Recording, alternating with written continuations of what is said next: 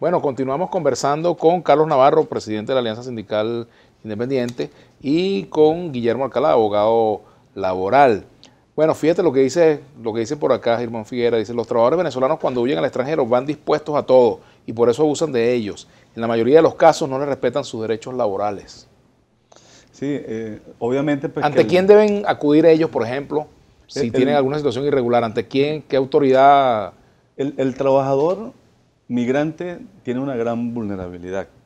Pero ¿ante quién deberían acudir, por ejemplo, si los están poniendo a trabajar sobre tiempo, si no les quieren pagar, si les desconocen algún derecho, si lo discriminan con respecto al trabajador nacional? Todos estos convenios que te he mencionado, el convenio internacional, la Convención Internacional de Protección a los Derechos de los Trabajadores Migratorios y de su familia, los convenios de la Organización Internacional del Trabajo, está el convenio sobre la eliminación de toda forma de discriminación contra la mujer, está la Convención de Eliminación de Discriminación contra desde el punto de vista racial, está la Convención de los Derechos del Niño, está la Convención contra la tortura y otras penas degradantes, inhumanas, crueles, está el Pacto Internacional de los Derechos Económicos, Sociales y Culturales, está el Pacto Internacional de los Derechos Civiles y Políticos. Es decir, hay una gran cantidad de instrumentos del sistema universal de protección de los derechos humanos y del sistema regional, en donde todos ellos están mencionando pues, que todas estas personas se le deben garantizar, Eso es así. El Estado parte se le debe garantizar sus derechos humanos. Ajá, pero ¿ante quién ellos pueden acudir? Por ejemplo, si están en Perú, si están en Chile, si están en Bolivia. Ellos, es decir, ahí está su embajada, está el consulado, o sea, está la gente de su país, pero también tienen sus órganos internos, o sea, el Estado como tal tiene sus instituciones en donde deben garantizar todos los derechos, tanto de los nacionales como de los extranjeros. Es decir, todos estos convenios que te estoy mencionando, ellos establecen que esos trabajadores se les deben garantizar o deben establecer las condiciones mínimas, es decir, deben igualar las condiciones de los nacionales como los extranjeros. Por ejemplo, el mismo caso aquí en Venezuela. En Venezuela, acá un extranjero tiene derecho a recurrir ante los órganos jurisdiccionales, ante los órganos administrativos, a que se le siga un debido proceso. Es decir, ¿qué dicen estas normas internacionales? Se le debe respetar todo el debido proceso, todo lo que tiene que ver con la garantía a los derechos a la vida, al derecho a la libertad, a todos los derechos inherentes a la persona humana. Todos los derechos fundamentales están garantizados a esos ciudadanos. Carlos, aquí hay muchos comentarios. Por ejemplo, el encuestador dice: en Ciudad Bolívar no se ha cobrado ese aumento y ya la inflación lo evaporó. Un kilo de carne ya está en 2.500.000. Hay otro por aquí. Saludos, con el dólar criminal no hay aumento que valga, ellos lo aumentan sin control. Imagínate si los empresarios se quejan cada vez que Maduro aumenta. Otro comentario por aquí: lamentablemente tus invitados no saben explicar por qué la canasta básica en un mes aumentó 7 millones y en otro 8 millones. Pregúntales qué incidencia tienen en los costos. Quitarte algo de lo que tú tienes. Por ejemplo, te voy a decir algo que realmente es doloroso y lo está viviendo la mitad del país. Nuestra secretaria general, tú dices para San Cristóbal, porque en San Cristóbal tenemos varias actividades, como te dije, tenemos algunas en el Puente Libertador.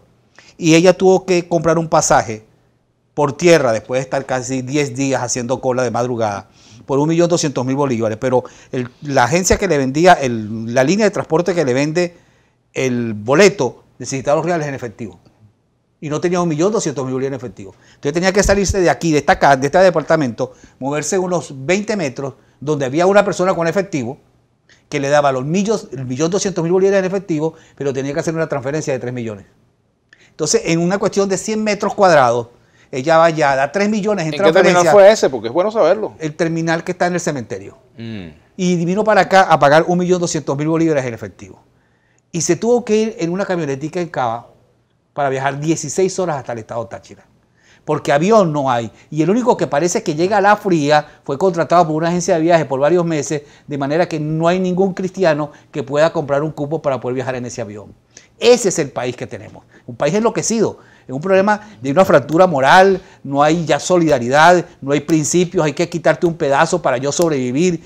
Es una confrontación tan salvaje, tan deshumanizante, que hace que el país esté viviendo uno de sus peores momentos desde el punto de vista de su identidad como país. Por aquí están tocando el tema de los pensionados, tanto los del país como los que están en el exterior, que no han podido cobrar sus pensiones porque, bueno, lamentablemente el gobierno... Si tú agarras el aumento de ayer, ese aumento le sirve a un pensionado, de las transferencias, a un jubilado, le sirve para comer un día. Olvídate de pastillas para la atención. Olvídate de pastillas para cualquier otra cosa. Ese es el drama de nuestros pensionados y jubilados que están viviendo un momento sumamente grave. Saúl Colmenares le pregunta, ¿cómo planificar un proyecto de convención colectiva en un país con hiperinflación si la ley dice que su duración será de un mínimo de 2 años? Excelente pregunta. Yo quiero decir 2 cosas allí. Una, que hay que denunciarla porque es, además de una aberración moral, clasista y ética, no podemos permitir que el patrono público o privado te haga los proyectos de contratos colectivos. Se han firmado 3 contratos colectivos en estos últimos meses que hizo el patrono público y la federación correspondiente fue y firmó sin siquiera consultar con los trabajadores el anteproyecto del contrato colectivo, sin siquiera hacerlo. Los trabajadores no fueron consultados y firmaron en nombre de cientos de miles de trabajadores. Eso es una aberración ética, moral y clasista. Que el contrato colectivo mío me lo firme, me lo haga el patrono, y el que hace el patrono me lo ponga en una mesa para discutirlo, para yo firmarlo como sindicalista. Eso no es un sindicalista. Eso está pasando. Pero en segundo lugar, es absolutamente inaceptable que se firmen contratos colectivos a 3 años en un país donde la inflación puede ser más de 1000% anual. Se firmó un contrato colectivo de la construcción con un aumento de 250% a 3 años. ¿Tú te imaginas un contrato colectivo a 3 años en un país con la hiperinflación que nosotros tenemos? Esas cosas no las podemos permitir. Que nosotros firmemos contrato colectivo a 3 años en un país con hiperinflación y que además ahora los proyectos de contrato colectivo los hace el patrono porque los trabajadores no los están haciendo y las federaciones y los sindicatos lo están permitiendo. Eso en el sector público. Sector público, por supuesto. ¿Y en el sector privado? No, sector privado no ha pasado todavía y si pasa hay que denunciarlo. Pero eso es inmoral.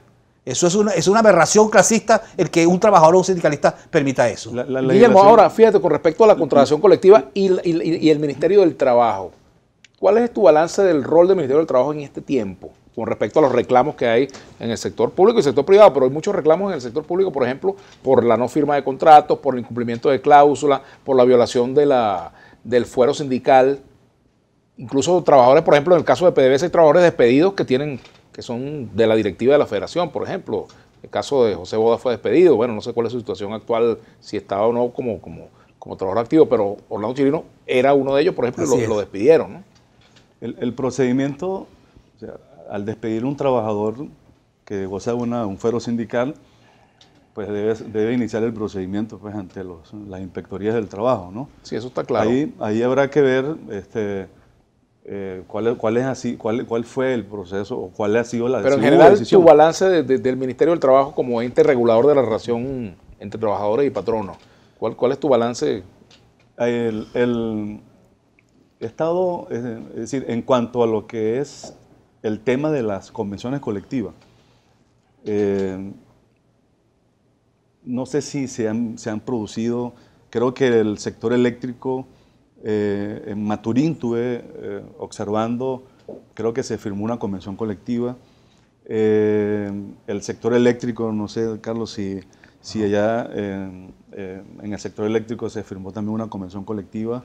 Lo concreto es que, utilizando por cierto parte de lo que ha escrito el profesor Guillermo, a quien yo sigo muchísimo, en Venezuela tú tienes una serie de herramientas cuasi jurisdiccionales, que son órganos administrativos del trabajo, y tienes herramientas jurisdiccionales, que son los órganos del sistema judicial que asisten a las relaciones laborales. Ninguno de los dos funciona, ni es autónomo, ni es inclusivo, ni respeta las leyes. Si tú no estás subordinado al proyecto político del gobierno, el Ministerio del Trabajo y sus instancias cuasi jurisdiccionales no te hacen caso.